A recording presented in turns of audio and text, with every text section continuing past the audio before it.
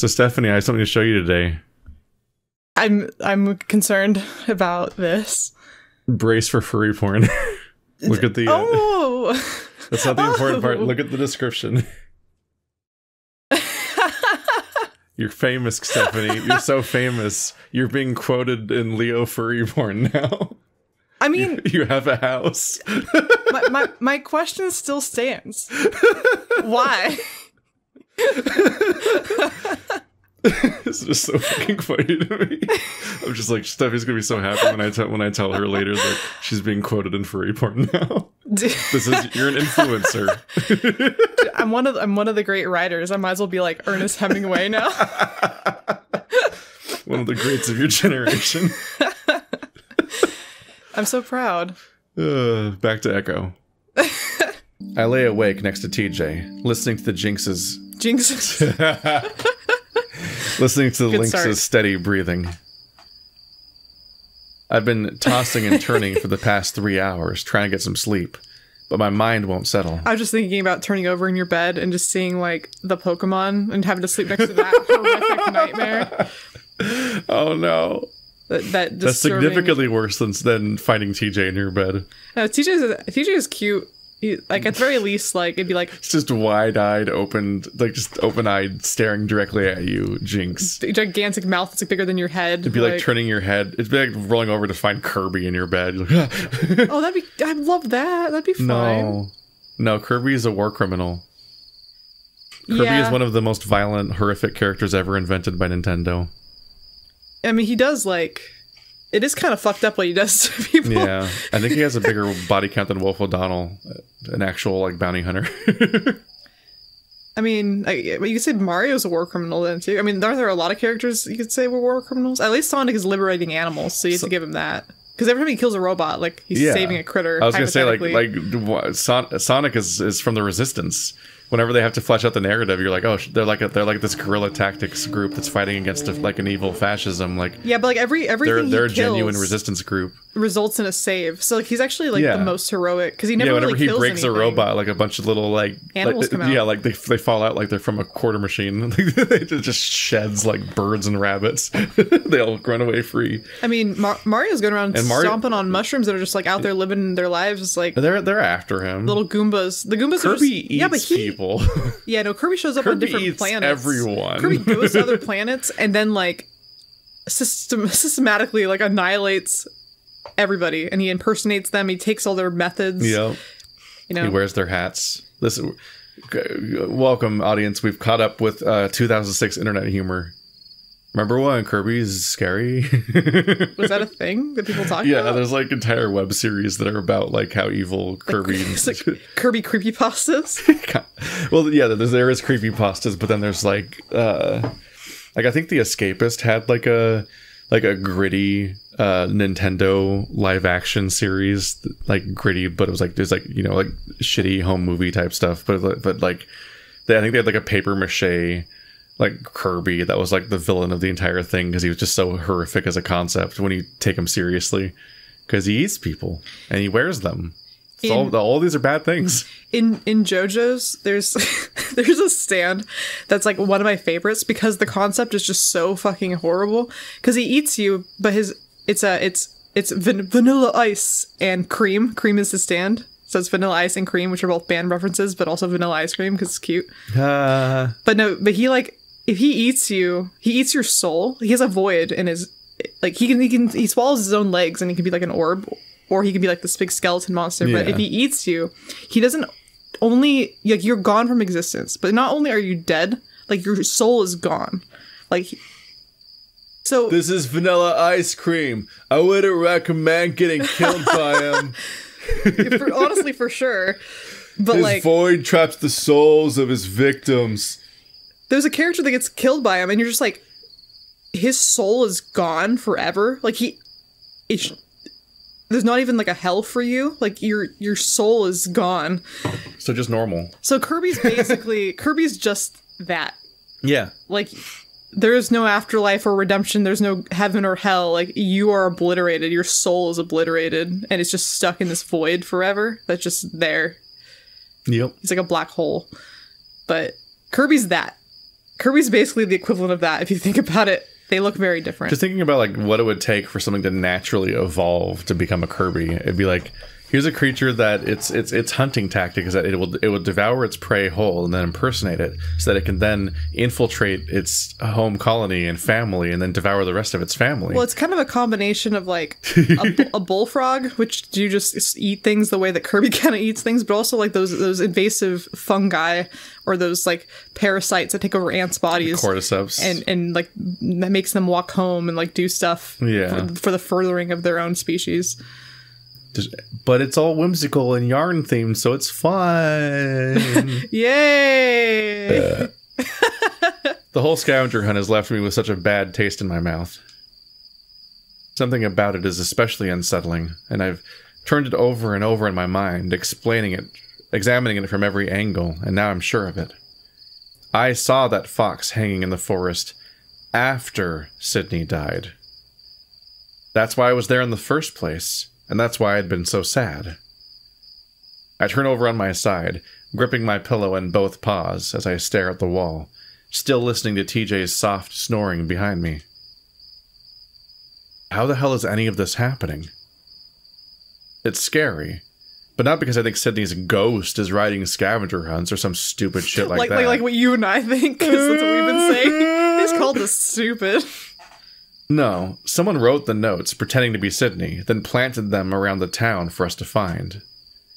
And that someone is likely one of us. Leo, Carl, Jenna, Flynn, or even TJ. Why are you saying even TJ like that's the least likely one, when in reality that's by far? Because he's so innocent little baby. Yeah, but he's the one that's all gung-ho about this. It's all his idea. Like, it's definitely fucking him.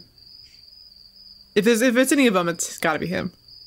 What I'm concerned about is that we previously had one little blip where we where someone hinted at the idea that like throughout this whole narrative, when it comes to how Sydney died, it could have been a random accident. There's been a few times where it's been strongly suggested or at least assumed collectively by people that TJ did it. There was that one time ever where it was implied kind of that maybe Chase was capable of something fucked up.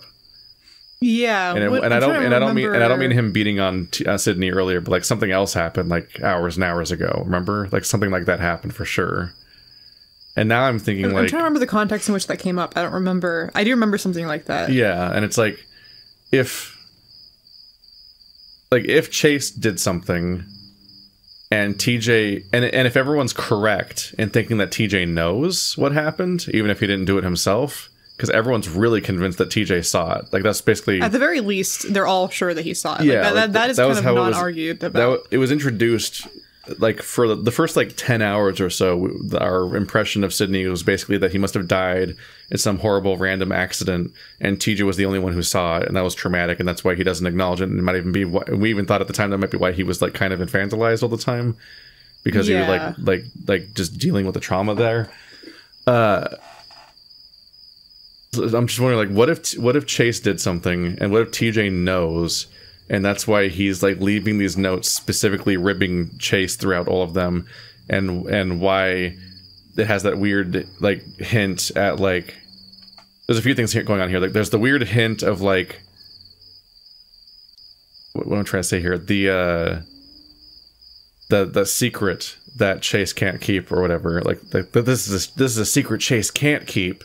Like, hints that like this might be Chase's secret is like the situation with Sydney. But yeah, because it's not as if like you can't keep a secret, like you will tell people a secret. It's more like I'm not going to let you keep the secret, like you're not allowed to. And like there's the idea that Carl just randomly found this one day, and it seemed like that might have been why he was especially drunk and high, was because he found this Sydney note that he had never found before, and he was like having a reaction to that essentially. Yeah. Like it was freaking him out. And if he randomly found it suddenly, then, like, what if it was planted by TJ? And then, like, at that point, then following that train of logic, then I noticed that specifically TJ is the character who specifically followed up on that, like, what'd that mean, Chase? What do you think about that? Like, as Yeah, if he no, planted he it asked and about is both. trying to get a reaction out of him. Like Carl's not asking. Both times. So, like I said, the TJ is the one who really wants to do this.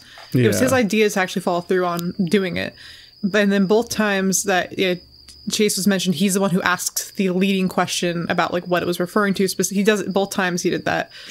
But then also, so initially I was thinking to myself, because I thought pretty soon that TJ wrote the notes, right?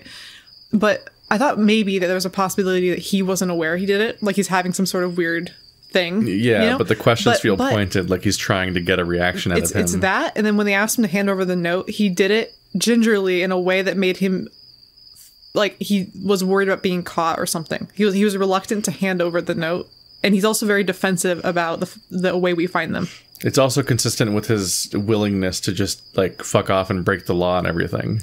And his insistence, like, well, it's obviously here. What do you mean? Like, why would we question the logic of it still being here? Yeah, see, like super defensive. Yeah, like he's defensive over the idea that it's still at the school. And he's also like so gung-ho about doing it even though it's breaking the law. And it's like, it almost feels like he would have hidden it there to hide the idea that like, oh, well, TJ couldn't have planted this because he'd have to break into the school. Oh no, TJ would never. Yeah, but he was like, I'll do it. Like, he was Yeah. very quick about being cool with going in there.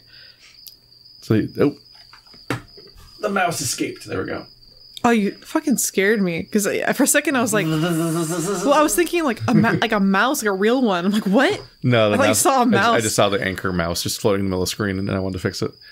I should go, oh, and then you like lean forward, and then you said mouse, and I was like, what? Yeah, but character-wise, TJ feels like the least likely character, just in like as far as the dynamic of the party goes from Chase's perspective. Yeah, but in the terms of opportunity, he's the likely, and motivation, he's the From most our likely. perspective, the least likely person is like Jenna. Leo, Yeah, just different planet character, just completely unrelated to what's happening. there's no reason anyone else would do this, and Yeah. Flynn would never pander to write a fake treasure hunt because Flynn's an asshole, and he's like, I'm not gonna fucking do that. Like, Yeah, just why the bring Leo comment?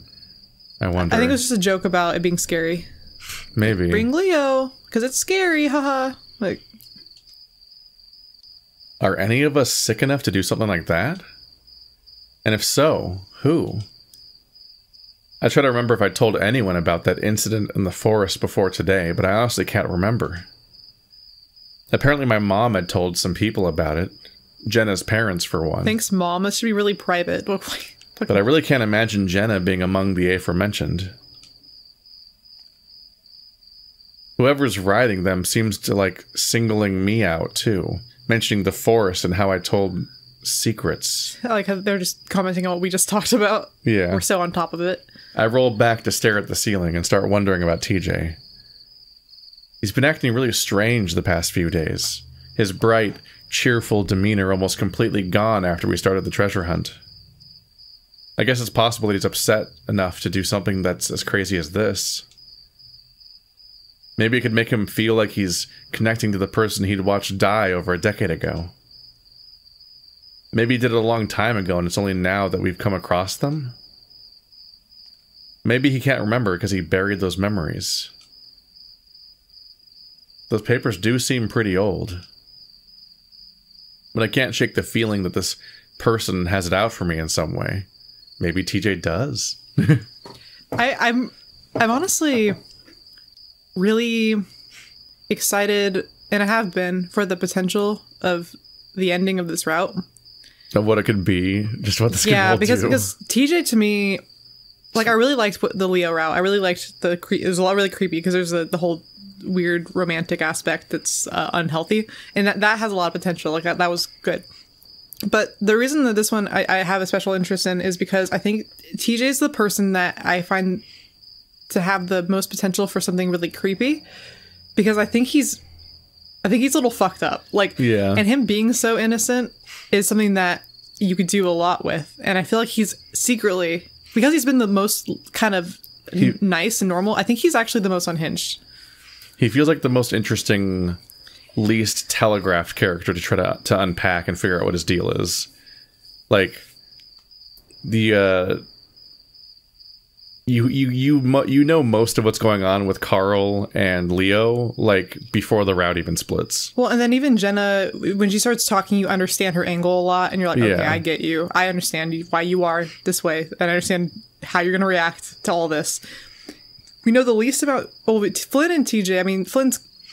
I feel like you kind of can understand... Like, I don't know. I feel like you can kind of predict Flynn a little bit. But, like, TJ's got some weird secret stuff. And also, he has the most information about the entire event that this whole game is rotating around.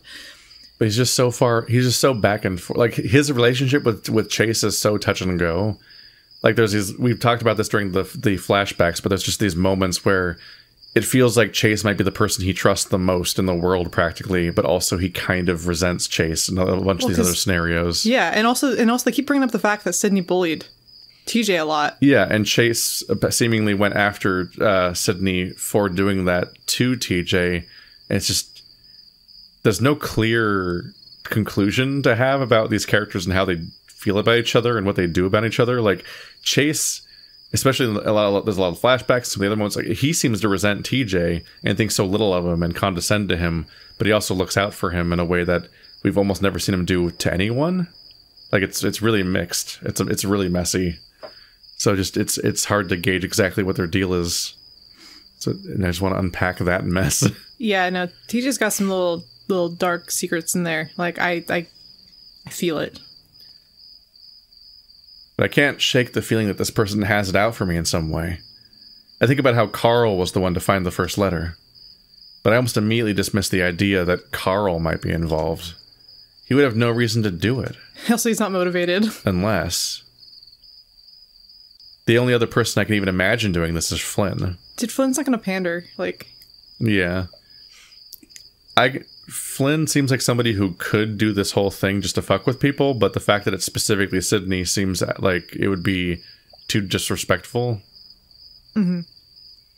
He was the one most upset about Sydney's death, aside from TJ. Carl and Flynn seem to have grown pretty close over the past year or so. Could the two of them be involved somehow? Could they be in love somehow? Involved? Ew.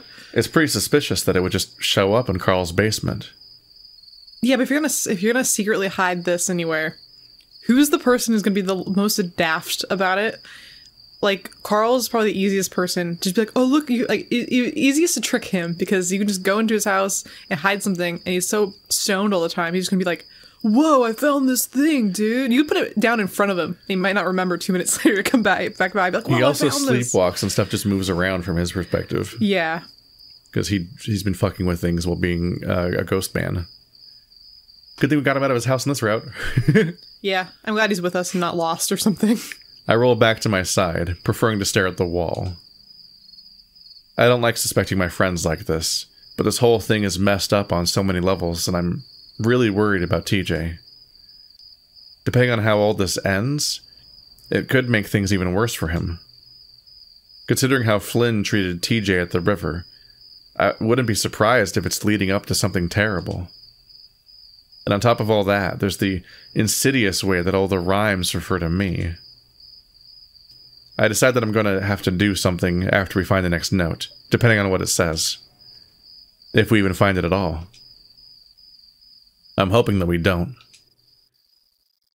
I think depending on how this next note is hidden would be the most conspicuous element of whether or not this whole thing is just being set up like recently. Because like this is the least likely spot where a note would be surviving as a hidden thing, depending on how it's hidden. It's like it's somebody's house. Someone lives there.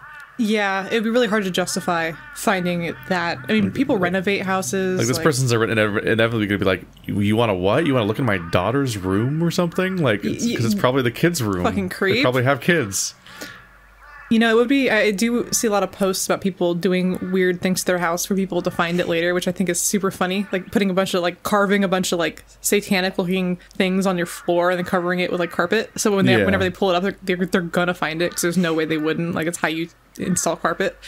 That stuff's so funny. I definitely... They just write fucked up shit or put, like, a pentagram or, like, summoning circles. There was that one where the person put inside the island in their kitchen, like, you know, like the countertop, they put a skeleton wearing a construction outfit, and they put it inside to imply that someone someone died inside the house. So I mean, obviously it's fake and you'd realize that like after a second, but just imagine like tearing apart It that. just sets up the idea that somebody was like trapped inside there, and just like it was like this like undiscovered a murder. worker got stuck in there. Like it's just really funny. Hide a plastic skeleton inside your drywall.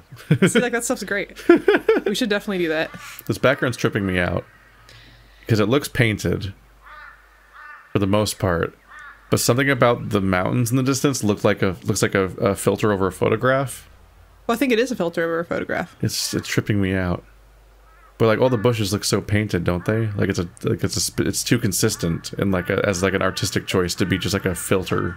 Well, I mean, it's just the lighting's going to be consistent. So if you just do the filter, it's just going to... I don't know. It is kind of like... I don't like how it's not in focus, though. It makes me feel anxious. If you go in, I'll give you $1. Oh, no. It's flashback time. Let's see, little baby Carl. This little hood's so cute. $5.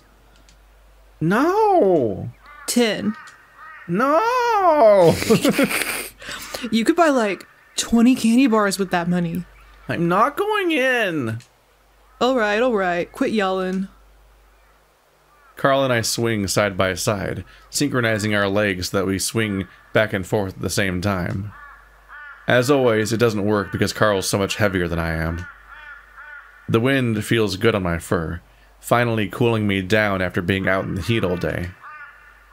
Toby sits on top of the slide next to us, watching with a bored look on his face. It's my turn, Chase. In a minute. It's been like 15 minutes. That's what a kid says after like 2. Nuh-uh. Toby sighs and sits back, pouting. I look back over at the old school and smile. But if you go inside, I'll let you. No! Irritating child screaming down pat. Toby's shout seems to echo around us, and I giggle. Fine. We swing a little longer, the rhythmic squeaking of the chains being the only sound. When's Sydney coming back with the popsicles? He's taking forever. Maybe his mom caught him and made him stay home. Carl leans far back in the swing, and I feel the entire thing shift around. I wonder if it's going to collapse. We should go to your house, Chase. It's too hot. I want to swing. The fuck up, TJ. I lower my feet and let them kick through the dirt. I let them kick through the dirt as I slow myself down, sending a cloud of dust in the air. This talk about Sydney reminds me of something. Something I'd been told about yesterday. And now that he isn't here... Hey guys, my mom told me something about Sid yesterday. Toby's already slid down the slide and walked back up next to me, holding one of the chains on the swing as he tries to push me out of the seat. Fucking punk. Don't push me, Toby. Don't you want to hear it? It's a secret. Oh. Oh boy. I move and stand between the two swings as Carl kicks his hooves into the dirt next to us. Keep swinging, Carl. I want to swing with you. Wait, what's the secret? Swing, Carl. Wait a minute. It's really weird. That seems to finally catch Toby's attention, and he settles down. What? Carl and Toby stare at me for the first time, and I feel a little worried about telling them. Or, they stare at me, and for the first time I feel a little weird about telling them. But having their full attention like this is kind of cool. Ooh. You know what happened to Sid's dad a while ago? When school started, right? Yeah. Carl's completely stopped on the swing now, staring at me. Well, my mom says the cops think it's really weird what happened. Sydney's dad died. He's in heaven now. Oh, I guess that confirms he's not living in town. Yeah. I was wondering if the thing that happened earlier this year was Samuel or not. Toby says it matter-of-factly and starts to swing a little again. Well, I think no one knows about Samuel. Even if you're a Mormon, you can go to heaven. My dad said so. Even Mormons can. The bar's pretty low. All Mormons go to heaven. Yeah, but do you know how he died? I start whispering and look over my shoulder at the dirt road to see if Sid is coming. It's empty for now. He accidentally got shot when he was hunting with Sid. Uh-oh. He died on a hunting trip. That's always convenient. That's what the adults told us. That he was accidentally shot while he was loading his gun. Is he hunting with Dick Cheney? It's like, did Sid kill him or did he commit suicide in front of his kid? My mom said they aren't sure if that really happened, though. What do you mean? Toby seems to have taken interest again and stopped swinging, staring at me. Well, maybe Sid did something. Carl frowns. Like, Sydney did it? I mean, I don't know, but my mom said to be careful around him just in case. Toby's eyes suddenly widen even more as he suddenly understands. Sydney killed his dad? TJ. Shh. Toby flinches as I grab his muzzle with one paw, squeezing it shut. You have to keep it a secret. What a great friend group they've got here. Yeah. Toby just sits there staring at me. I really hope that if, just saying, hypothetically, if I went on a hunting trip, which I never would do, with my dad, and my dad got shot and died, I hope all you guys wouldn't just instantly assume that I did it. Just for fun. Please have enough faith in me to assume I wouldn't kill my dad. Carl does the same. They're just really, like, down for believing that he did it, which is not very nice of them. Now I kind of wish that I hadn't told them. They don't know, though. My mom just said to be careful. That's it. It might have been an accident. I talk kind of fast, like I'm trying to take back what I just said. I let go of Toby, but he just sits there and doesn't swing. Carl just stares at the ground, then his ears flick up. A few seconds later, I hear scuffing footsteps making their way up the dirt road, and I turn around to see Sydney jogging towards us. His arms are filled with colorful ice pops wrapped in plastic. Was it me? I don't remember.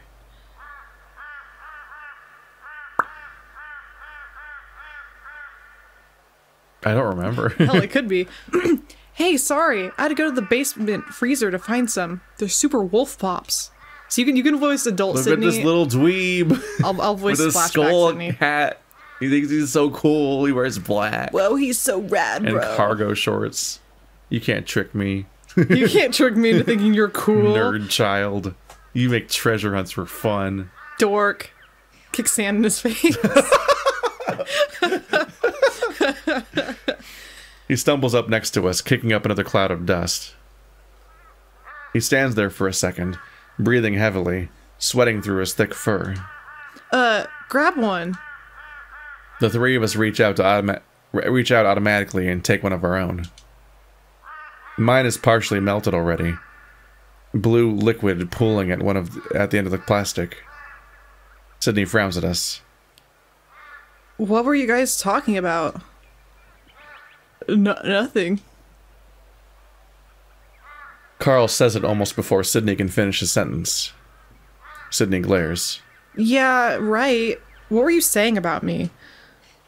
Sydney turns on me, and I just shake my head, busying myself with opening the plastic.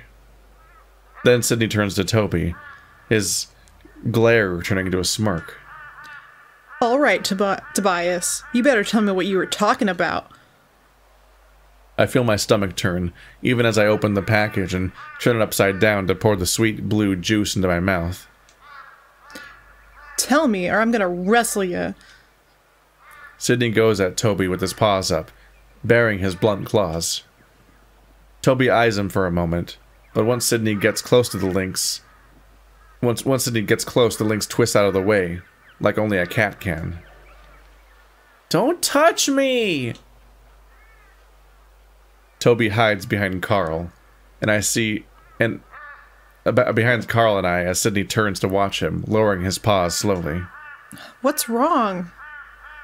Toby doesn't say anything, standing behind me quietly. I can feel his cold ice pop pressing against my back.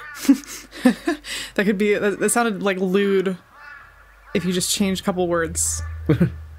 We stand in silence for a while, and I can see Sydney trying to figure out what's going on. I try to think of something fast. Hey, Let's go to my house and play on the trampoline. Dude, I was a kid with the trampoline. You want to make friends without doing anything? You have a trampoline. Yeah. And because of how dangerous trampolines are, occasionally lose some friends. What's a trampoline without a few Sydneys along the way? Yeah, no, trampolines are a death trap. The amount of times people have hurt themselves on the trampoline. Like, yeah. Probably at least 20 I can think of. We had a trampoline in our backyard. It also collapsed when somebody was on it once. Oh, that's really bad. They're not supposed to do that. No, they're not supposed to do that.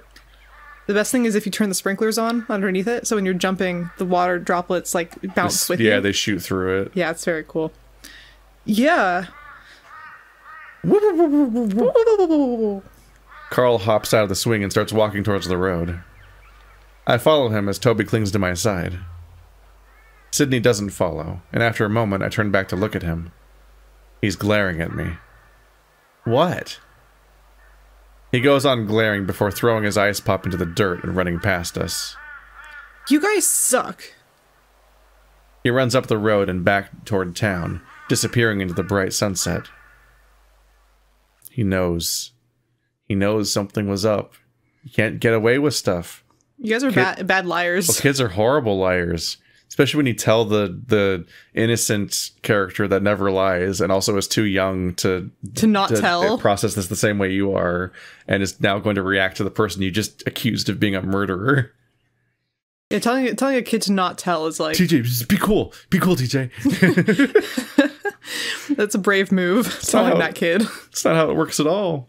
TJ gets up early in the morning, and I fall in and out of sleep as he moves around the room quietly.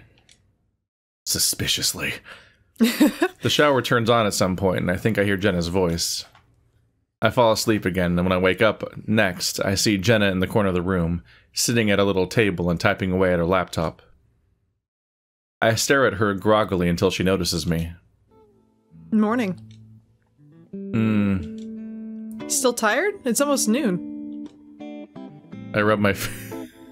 What the fuck? About to have to close our door because the dog downstairs decided to start howling. I've never heard them do that. You never heard Rhea howl? Not like that. Oh yeah, she howls just periodically. Just when she feels like it, you know. I mean, that's remember when I used to, at one point I thought that your dog had started howling, like earlier on in me living here. Oh yeah. And it was the discovery that like Rhea was howling in their bedroom. Yeah, my dog is an angel. She is quiet as a mouse. It just sounded like it was coming through the walls, and I'm like, oh god, I'm just being woken up by Kiki just howling in the morning. Great. I would have felt so bad. Yeah. No, she's really quiet. She occasionally gives a little like one little bark, and then she's only loud when she runs up and down the stairs because she's fucking go. She has no grace. I think they stopped. Hopefully she doesn't just start fucking howling for the next half an hour. We're celebrating. Nobody else is home right now, so we get to leave the door open, which is a fantastic thing for us because it means the room doesn't get really hot over the course of these episodes. Yeah. Which is honestly just general like recording goals for me in general is that if I get my own place, then I can leave my door open when I'm recording, and then it stays the temperature that the house is currently set to, as opposed to every time I ever record anything for this channel in the whole history of its lifespan, my room just gets like 10, 20 degrees hotter than the rest of the house because I have to close the door for sound reasons. It's just such like a simple goal, you know? Yeah, it sucks. It sucks forever. I rub my face into my pillow and groan. Guess I was up later than I thought. I forced myself to sit up. Couldn't fall asleep. Yeah, I've been having trouble too. The beds are terrible. I look around. Where's Tej? Hike. What? He went on a hike. I sit there, frowning at Jenna. She types a while until she finally notices me staring and shakes her head. I don't know. He wanted to go alone. He's been asking us to go with him all week. I know. I think something's bothering him. I think he's fucking laying his next steps of his plan. He's out there scheming and shit. He's being crafty. Jenna pauses. Well, I know it's the scavenger hunt. Of course that's what's bothering him. I sit on the edge of the bed, rubbing my face with my paws. This was a bad idea. Jenna goes on typing. Maybe. Maybe not. He really wanted to do it. I'm gonna try to talk to him when he gets back, though. I stare at my feet for a moment, deciding on whether or not to just text him now. Jenna, do you think there's something weird about the treasure hunt? Oh, I just had like a flashback to that episode of SpongeBob where they go on the treasure hunt because Mr. Krabs has a treasure map, and then he won't let them see it, and then he like they sneak in and they look at it and they unroll it and they're like, it's like, Patrick? It's like, yes, SpongeBob. Doesn't this look like our game board taped to a piece of paper? And he had taped their board game to a piece of paper, and he was using that as the map. And it's like it's kind of a scary scene. Like, it creeped me out as a kid because of the way they present it. Because it's like Mr. Krabs has gone crazy, and he catches them looking at the map. Yeah, he like surprises them, but no, because he lost his mind. He thought the game was real, and so he started like making them go on a whole. That's where the east. I thought you said weast. Is that where that line comes from? Fuck. What does that even mean? Well, because Patrick makes them walk for like miles, and he's like. It's like, oh, like where's the treasure? Like, we should have found it by now. Like, oh, we've been heading. Oh, west as in west. We've been heading east. Like he read. Yeah, because he looked at the compass. He looked at the compass. He's like, oh, east. I thought you said west. That's so fucking stupid that I couldn't even register that you meant like that he couldn't read west. Yeah, no, he thought west was west, and so he made them walk west when they were supposed to be going east. Yeah, I think TJ or whoever's doing this is more calculated than that. Well, it's just, maybe he's crazy. That's what I'm trying to say. Maybe he's Mr. Krabs that's crazy. the default assumption in this universe. Jenna doesn't even look up from her screen. Of course I do. I think everything about it is weird. I mean, I don't even know if Sydney put those there. Jenna finally looks at me. Why not? Just everything seems off. Who do you think put them there then? I shrug. I don't know. Jenna stares at the computer screen for a while, not typing anymore. Well, the whole reason we're doing this is because of TJ. This seems to be what he wants to do. And even if it was someone else that left them there, if it's going to help him, then I'm going to help him with it. Jenna shrugs. And in the end, all of it is a treasure hunt. I'm just hoping that it ends at the house. All it is a treasure hunt. Yeah, oh, it does make sense. In the end, all it is a treasure hunt. Yeah, just how stupid English is. Yeah, there's occasions where you have to put two of the same word next to each other, and it throws you off every time you read it. Like, it's hard to look at it. Yeah. Jenna goes on typing, apparently done with the conversation. So I finally get up and go to the shower. Breakfast is long gone by the time I go to the lobby, and what's left is a few dried biscuits. So I opt to go to the diner instead, while Jenna opts to stay in the room and finish her paper. How many people are staying here? What do you mean? How popular could the motel be? Well, I always comment on the fact that there's like just, I think, our car, or is that Chase's car? I don't know if that's Chase's car or not. It could be implied to be Chase's car just because we know at least that his car is here, but...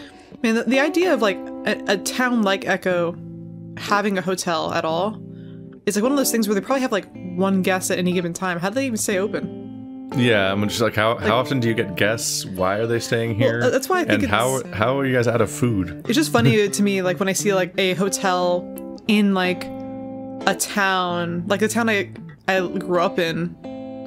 Like, why would anyone visit there? Like that's always my thought. Is like, there's nothing to do here.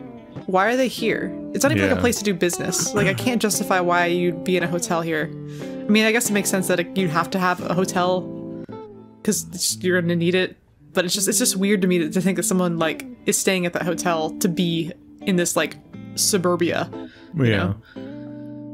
So I opt to go to the diner instead, while Jenna opts to stay in the room to finish her paper.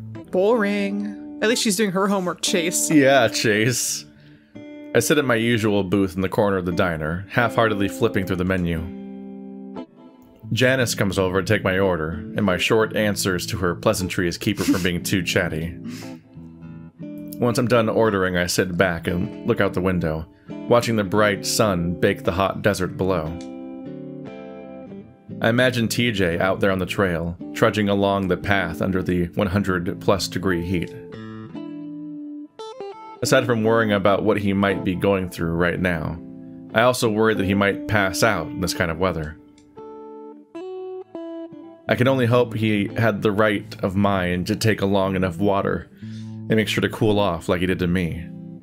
That seems to be something he's consistent about. Gonna drink this whole town out of water at this rate. I look down at my phone on the table, again considering whether or not I should call him. Maybe a text at least. Whoa, old TJ sprite. It looks so weird. different. It does look really different. It looks super different. I think the current sprites were pretty late in the process. And so stuff like this, like these unique assets with the phone would have been made already. Well, in like from what I can tell, I like TJ's current design a lot more, I think. This one's really hard to see. I have no idea what he looks like. Looks like he has yellow eyes. Just kind of like a photorealistic Link's character. Hey, man. I hate when you pull up the phone because I always think someone's gonna be behind it. Then I set my phone back down and wait for a response, wondering if I might drive out to the trail myself if he doesn't. I thought she said that Julian was gonna work here today. Yeah, she did. That's when I sensed someone move up next to the table. I look up expecting to see Janice, but I'm met with the sight of a young white deer, his clasped paws holding a folded blue apron. I thought she said that they don't work at the same time. Yeah. Well, Janice is a mess. Yeah. I blank on his name for a few moments. Ha, I'm better at this than you, Chase. Then I'm left with my mouth hanging open like an idiot. Then I remember. Oh, Julian, what's up? Julian smiles. Hey there. My shift just ended. I saw you sitting here. I wait, but he doesn't go on. Oh. I don't want to say it, but it looks like he's expecting it, and I can't really find a way out, so... So annoying. I already don't like that. You want to sit down? Oh my god, that pissed me off so much. Yeah, sure. Julian responds quickly and slides in the booth across from me, setting his folded apron down on the table. Thanks. Yeah, no problem. I wonder if I sound a little annoyed. A part of me hopes that I do, so that he might get the hint like Janice did. Fucking leave! But he goes on sitting there, interlocking his fingers and resting his forearms on the table. I like how comically wide the glasses have to be at the nose in order to fit. Yeah. They're like as wide as each of the lenses are. Like I said, when it comes to furry anything, the logistics of like, how many shoes? Whoa! What? They're doing... I've always kind of wanted to see this happen, but I never see it happen. The ears are wrapping they're wrapping around the ears from behind. You can see the little you can see the little spot where it's dipping down from the top. So they did manage to make these glasses attached to the ears. Well, so that's what I was like trying to say, where it's like the logistics of making a lot of this stuff for the different shapes of like feet or like shoes, or they don't wear shoes, but like, you know, like clothing or like hats or like... And like none of the furry species have ears where we do.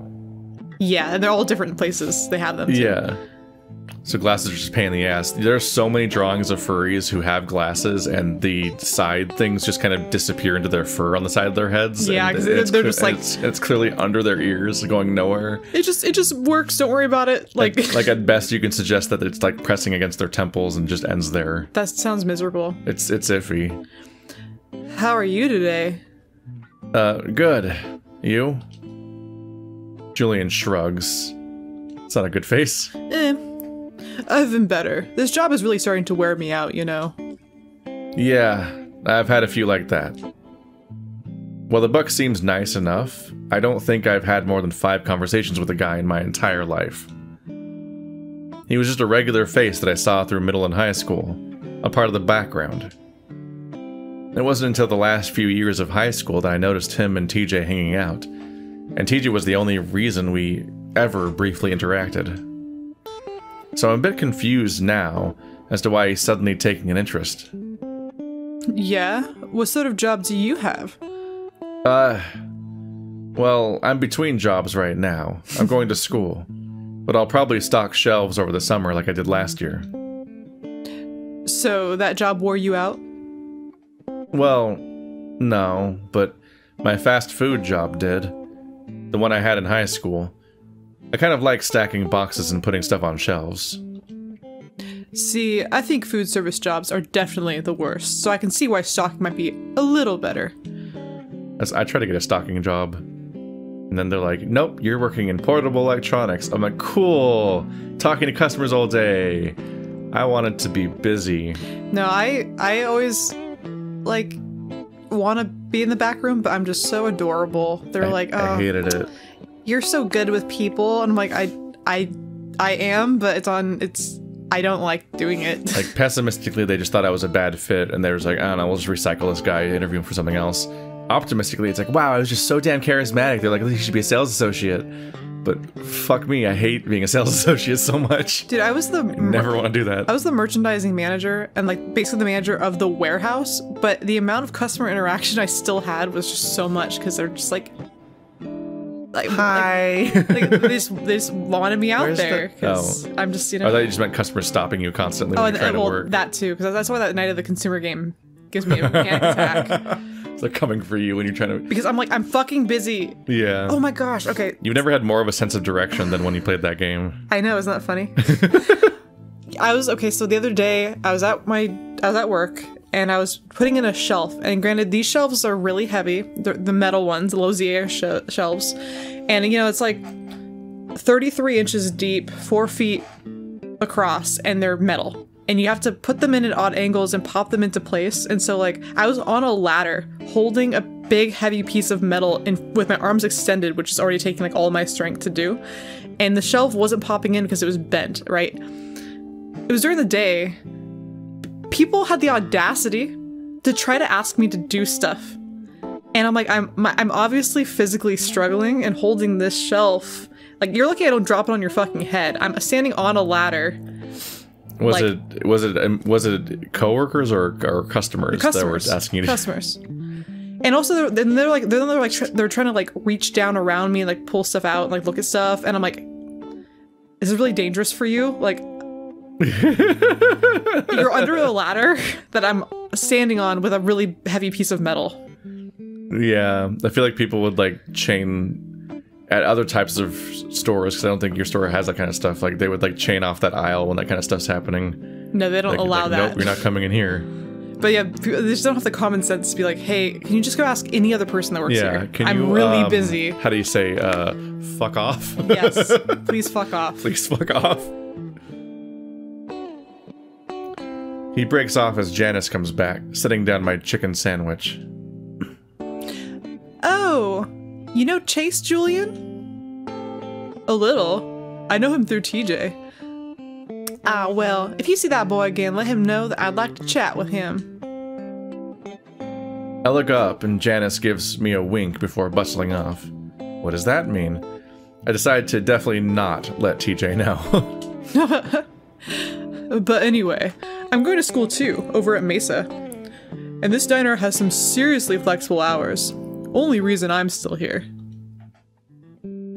At least you guys don't seem very busy, even during the lunch hour.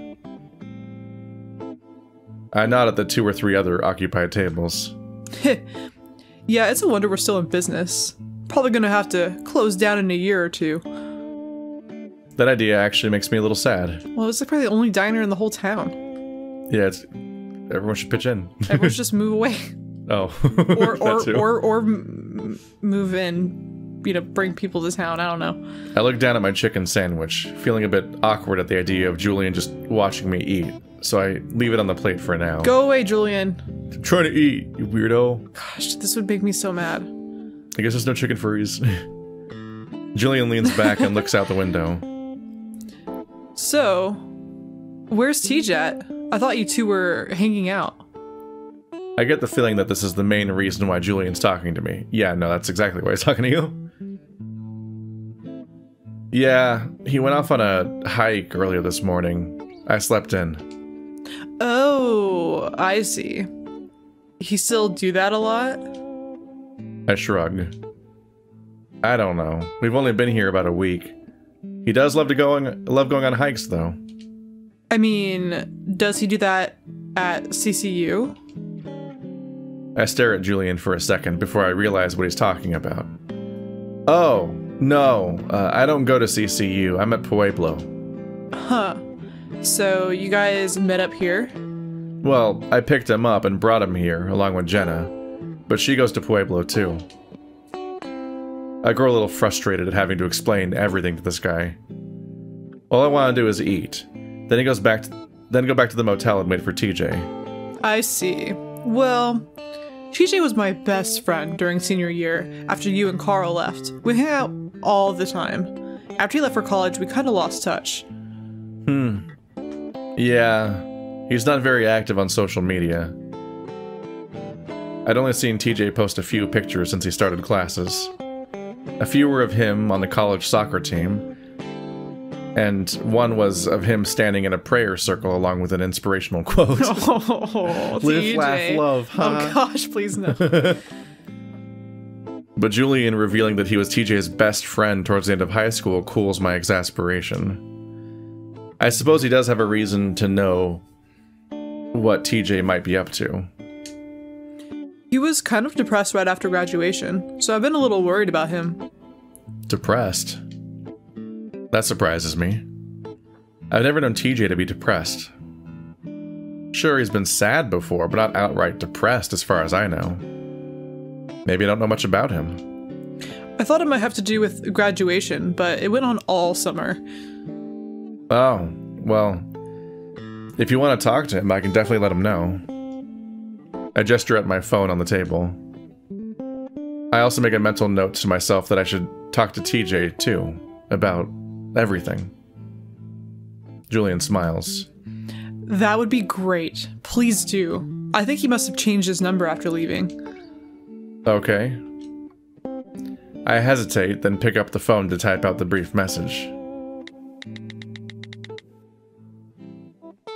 Just met Julian at the diner. He'd like to talk to you. Smiley face. I don't like the spacing. Saying it like he'd like to talk to you. Like, it makes it sound like you're in trouble.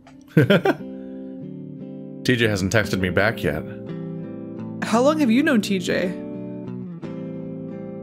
I set the phone back down and settle back into the booth. And I give a deep sigh and go, dude, I'm just trying to eat my sandwich. Yeah. Since he got here in like 2001? So 14 years ago? Wow, that's a long time. Yeah, it really is. You guys always been good friends? For the most part.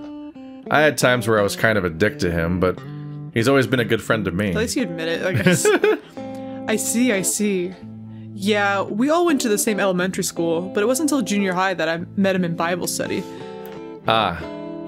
See, of course. Speaking of, like, you know how we were talking about, like, Bible deer characters and, like, how it'd be kind of weird to, like, basically give your character away and see how they used them. Yeah. You know? If I made a character and then they decided to make my character, like, in a devout Christian, I'd be kind of mad.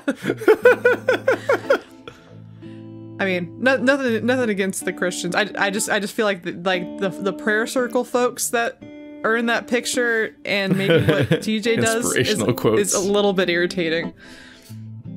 I always knew about you guys, though, the Echo Kids. Yep, that was us. The weirdos. Julian glances around before lowering his voice. It was a mean thing to say, but the town is kind of messed up. A lot of weird things happen here. I can't argue with that. Are you also not an Echo Kid? Why are you calling it just us Echo Kids? Yeah, who are the... I'm confused about the Echo Kids line. Are you the only person on the planet who lives in other town Peyton? but works in... Yeah, are you the only person to ever, like, live in Peyton but work in Echo? Like, did you go to school in Echo psychology? but live in Peyton? Like, no one goes to school in Echo because the school's gone. Oh, yeah, okay. Everyone went to school in Peyton. Oh, I see, okay. Oh, yeah, so I guess we could have gone to school over there, and he probably lives over there? Yeah, but why would he work here? You're right, yeah, I don't know. I'm like, I have a lot of questions. I'm just iffy on why a Peyton kid would work in Echo. But yeah, like there's not a lot of people in Echo. But there's enough people in Echo to make the Route 65 thing happen. The Route 65 thing? The party. Oh, yeah. Like, those were seemingly people from Echo? Why would they come from Peyton to Echo to do the party. But I mean, I think they don't might know. live in Echo. I don't know. It's hard to keep straight a little bit. Julian looks around again, biting his lip. Then he lowers his voice another notch. Hey, so this is going to be a bit weird. Already has been. And I don't want to offend you, but it's something that's bothered me for a while. I eye Julian warily. Are you a furry? What? Are you gay? Yeah. TJ told me what happened at Lake Emma a while back when we were talking about death in heaven. I feel a little chill go up my spine. Well, he never told me about what exactly happened, but I can tell it really affects him. Julian pauses, but I don't say anything, keeping my eyes fixed on the table. Now, you don't have to tell me, and if it makes you uncomfortable, please don't. But I feel like if I have a better idea of what happened, I might understand him a bit better. Julian, it's over. He doesn't care about you. None of your he fucking moved on business, and Julian. He cut contact with you on purpose. I'm eating seemingly. a chicken sandwich, Julian. Fuck off. Fuck off. Julian brings his interlocked fingers up to his chin to rest it on. I like your pink shirt, and I like your pink name tag. But yeah, I was like, no, we wasted pink on Julian. but I don't like that you're bothering me right now. You're fucking... I would lay into this kid so hard. Chase is actually being nice for once, because I would actually definitely have said something by now. Like, Julian has a solid color scheme. you know, he's like, I do like the color scheme a lot. I'm not going to ask him to tell me, of course.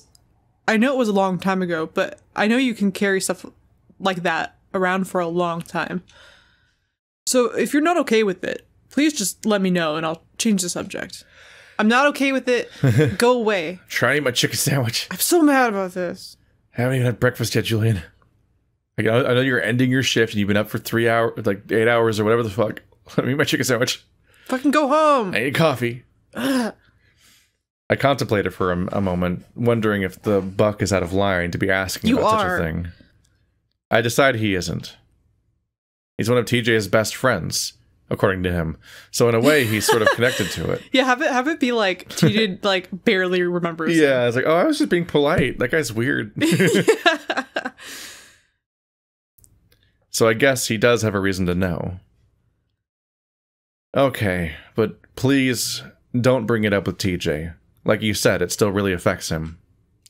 He's like, I'm gonna use this as blackmail. Never. I'm the villain of this arc. Oh, what if one of the guest characters was the villain? That'd be pretty of fun. that route. That'd be like winning at being a guest character. Actually, maybe not. The villains in this game are really fucked up. Or whoever is like the dark character. What if he's like luring people to Brian or something? Like, what if he's like working in tandem with like, an evil character in this game would have to be someone who was like, I don't know, actively sabotaging you in some way or working with those guys. It's not good. The first route's villain was a pedophile. The second route's villain was a rapist and murderer. And the third route's villain, besides that same person again, was a sexual assault survivor. So you really don't want to be the villain of any of this. No. It's better to be Kudzu. Yeah, just be Kudzu. It's actually not. Everyone wants to be Kudzu. It'd be fun. If you were a guest character, it'd be fun to be the villain in Glory Hounds, the superhero one. That's a fun villain time. You don't want to be an Echo villain. It's really distressing. Julian looks at me solemnly. I think for a moment, gathering my thoughts. It's been a long time since I thought of the story from beginning to end. It was around August, I think, 2003. It's a little bit hard to remember. He'd only been here for 2 years. That's as long as he hasn't talked to Julian. What I do remember is that we'd all gone down to the lake to swim like we did almost every week. There's this little spot where the beach kind of curves in, and it's mostly sand and shallow water. That's where we'd usually hang out and swim. Even though the water was always sort of stagnant there, it was at least safe and warm compared to the rest of the lake. I think at some point one of us wanted to go and skip rocks. We had to go further up the shore to do that, and TJ was more interested in building sandcastles. Baby. So we stayed behind while the rest of us went to the beach to find the rocks. When you go up that far, you can't really see that spot anymore, so I'm not completely sure what happened. I vaguely remember looking back at TJ as we went back up the beach. The Lynx bending over his castle, the back of his wet swim trunks covered in sand from when he'd sat down. Sydney went with us, I at least remember that, but while we were skipping rocks he just sort of disappeared. I glance up at Julian for a moment and see him listening attentively before I look back down at the table. Anyway, we heard some splashing and some shouting from TJ, and we all ran up the beach to see Sydney floating out in the lake. I swam out there and got him. Too late, though. I don't mention the part where TJ was crouched in 3 feet of water, staring at Sydney's body floating 20 feet away from him. I don't tell him that TJ's explanation for what happened always amounted to Sydney stepping out too far into the water. Sorry, hold on. While we recall this nightmare, Kiki's having a squealy little nightmare behind us. Yeah, sorry, my dog was having a dream and she was whining. So I never know if they can hear what or not. I don't tell him that TJ's explanation for what happened always amounted to Sydney stepping out too far into the water. That maybe the current knocked him off balance and pulled him in. How he'd even said that it almost looked like an invisible shark had grabbed Sid and pulled him out. How none of it made any sense at all. None of us are sure what happened. It seems to be enough for Julian, though, as he shakes his head. I'm very, very sorry to hear that, but thank you for telling me. All I knew was that a friend of his drowned in the lake. He didn't tell me how close he was to it. It makes sense why it would still deeply affect him. No problem. I realize that Julian is probably the first person that I'd ever told the story to, outside of Echo. I also realize that it wasn't hard at all to do. I suppose it's easier to tell someone who wasn't related to the incident, someone that has no connection to the raw horror of that day. That, and a lot of time has passed. Maybe I just got over it without even knowing. But yeah, Echo is a crazy place. You know about that mass hysteria thing that happened 100 years ago? This place is kind of famous for that. Almost all the paranormal podcasts I listen to have an episode on it. My heart skips a beat as I suddenly remember my project. Wow. Just completely blanking on it all the time. About time. So this place has press coverage. Okay. So it's like known for this. I think I'm cluing into potential ideas of what might be the backstory to Arches. Because we know from the end of Leo's route that they're just like tourists showing up, and I'm like, oh, that's the coyote and the bear from the sequel game, probably. Mm-hmm. Like, oh, paranormal podcasts talk about Echo, so they're probably like, oh, let's go to this scary place. Let's go over there and have and then the game happens to them. just whatever the fuck happens in a sequel to Echo happens to them. So it doesn't seem like a great time for them. But I'm guessing that's that's why they're here. Is that kind of coverage? Yeah, that would be a good setup for a sequel. It's like a season of American Horror Story or something. Oh god, my favorite season of that entire show is the one where they do they do a ghost show that's reenactment based about a haunted house, and they keep cutting away. So they're showing the actors that are playing the characters that are witnessing stuff, but it's all a reenactment, and they keep cutting to interviews of like the quote unquote like real person that each person is. So two actors are playing every character, because they keep cutting to the documentary like interview for push stuff. We're like, oh, and that's when the thing happened with the stuff. Then it cuts to like a reenactment actor that's playing the the TV version of that person. So and then what happens is they finish the arc of what the supposed horrible ghost stuff was that happened. That's all understood to be fake because it's a ghost show or whatever. But then as a gimmick, because season 1 did so well in the universe, in season 2 they put both actors in the same. They take them back. They take the real people back to the haunted house, but they also take the actors there too. So both people that were originally playing the same character are in the haunted house at the same time, and because it's American Horror Story, of course, it turns out to be like actually haunted, and it's the most entertaining season of the entire show. It's such a great idea. It's so stupid. Dude, I love when shows and movies and stuff have like really interesting formatting like that. It's just absurd. That's like my... It's got like Cuba Gooding Jr. and stuff like that. Oh, that's cool. It's a great season. Everyone should just skip to the Roanoke season and then maybe stop. It's not a great show. Well, I'm sure it has more fun. I tried watching season 1, and I'm like, no, this isn't scary. The best season. I don't like this. The best seasons are Roanoke and Asylum, and a lot of the other seasons are bad. Coven is horrible. Circus is really uneven. But it has CB Nix in it. Yeah, she comes back during American Horror Story Apocalypse, which is the like.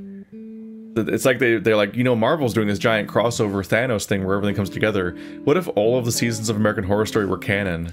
And so they just have all the characters come back, but the conceit of American Horror Story is that the same actors come back every season and play new characters. So since all of the surviving characters from all the different seasons are in American Horror Story Apocalypse, that means that some of those actors play 6 characters in the same season. They better have range. Including some new characters that are invented for that season. It's so much. Dude. I love how stupid that show is. It's absurd. No, I think I like the commercials for it better than the show. Like, whenever they advertise for American Horror Story, it's more interesting. Or the title themes. Yeah, yeah, exactly. With the good intro song and everything. It's all unnerving. But no, you should watch Roanoke just for fun. It's absurd. Maybe. It's so absurd. Maybe. My heart skips a beat as I suddenly remember my project. Ah, fuck! I was gonna podcast. Oh. I cover my face with my paws. Shit. What's wrong? Did I say something? I uncover my face to see Julian looking at me with some concern. No, I just forgot about some schoolwork I need to get done, a project. The excitement around the scavenger hunt completely wiped out the thought of it from my mind. Just do that thing that happens in movies that would never actually work, where instead of doing your project, do a more meaningful, personal project, and then turn it in, even though it's not at all what the teacher asked for. Where it's like, you know, I know I was supposed to do a project on, like, history, but I wrote this beautiful essay about my time with my friends. and then everyone, like, stands up and claps, and you get, like, an A+ anyway. You just try to become, like, what was it, Henry Kissinger? Is that who it is? That one, like, kind of reporter or journalist that would just go on benders and write about it, basically. I don't know about that, but... Do you know what I'm talking about? You told me about them, so I'm, like, regurgitating your own information badly at you. Yeah, I was saying, I don't know anything about Henry Kissinger. Are you talking about Hunter S. Thompson? Hunter S. Thompson. That's way different. I didn't know the name. Yeah, no, I just knew the story. And then I said a name that sounded right in the moment. He's so fucking interesting. It's like, Chase has to just try to... Hunter! Boom. His name's Chase Hunter. Oh, yeah. There you go. Boom. Well, he can do it. He's in the lineage. Well, it's his last name. The difference is that Chase is lame and not going to be a good writer at all. No. Hunter S. Thompson's funny because they'd be like, here's a bunch of money to go do I want you to go do an assignment on the Kentucky Derby. And he's just like, okay. And he takes like all the money, gets fucking really high and drunk, writes like a whole thing about that, ends up pawning the tickets, doesn't even go to the Kentucky Derby. It's like the craziest weird, he just does shit like that all the time, where he's just like, oh yeah, I'll go do that thing. Oh, actually I spent all the money already. I'm stuck here now, and I'm gonna write a whole thing about my other adventure that's not related to what you asked me to do. You just have to deal with this now. Yeah. Isn't Chase's project his thesis for journalism class or something? That's a big deal. Yeah. Why'd you forget that? Maybe it's not his thesis because he's only been in school for 3 years. I don't know how a thesis work. Well, a thesis is for like your master's degree. Oh, yeah, no, it can't be that. It's your master's thesis, so he'd have to already be done with his bachelor's degree, I think. Mm-hmm. So it might just be a project. And yeah, he's in journalism. He could just change the subject potentially. Like, I don't think it actually matters if you commit to the original subject that you chose yourself anyway. Like, I doubt that they were like, and you randomly, in complete coincidence, are going to do a reporter project on Echo. Ever heard of that place? There's a lot of really fantastic documentarians who basically their documentary consists of them making a documentary about something, and then halfway through it's like completely something different. Like something happens and they're oh, I found a new avenue of interest, and then by the end of it you're like, this documentary was about like 4 different things. It just goes on a vacation. But they're so good. Like there's some really good ones. Or even like essays sometimes. Werner Herzog is my favorite. Like the video essay by Folding Ideas, where it starts off talking about flat Earth, and then by the end it's all about QAnon. I don't know if you've seen that one. That just completely takes a turn. You're like, oh, here we go. It's basically like, it's basically like that. So I mean, Chase could, if he was actually good, he could spin all this, you know. You'd have to do any work first. You basically have on any level. Just do any work. You write the report about how you went back to Echo to do this report. But then this whole thing happens with your friends, and then you make the report about that. Like, you could make that a movie or something, you know? I just can't process the idea that Chase thought he would go on a 1-week vacation where he meets up with a slew of friends that he hasn't seen in 3 years and all have a complex network of backgrounds with each other and just fraught relations. And he's like, I'm going to do a project that week. That'll happen ever. Yeah. Like, that's why it never gets done in any timeline. My friends would definitely leave me alone for a whole week, even though I'm there visiting them. The only time that it ever gets done is when he's given just a massive pile of resources from Carl's mom, and then he goes to therapy for a year, and then he finishes it like a full year after he was supposed to. That's the only time he even kind of accomplishes his goal. He's hopeless. Oh, what kind of project?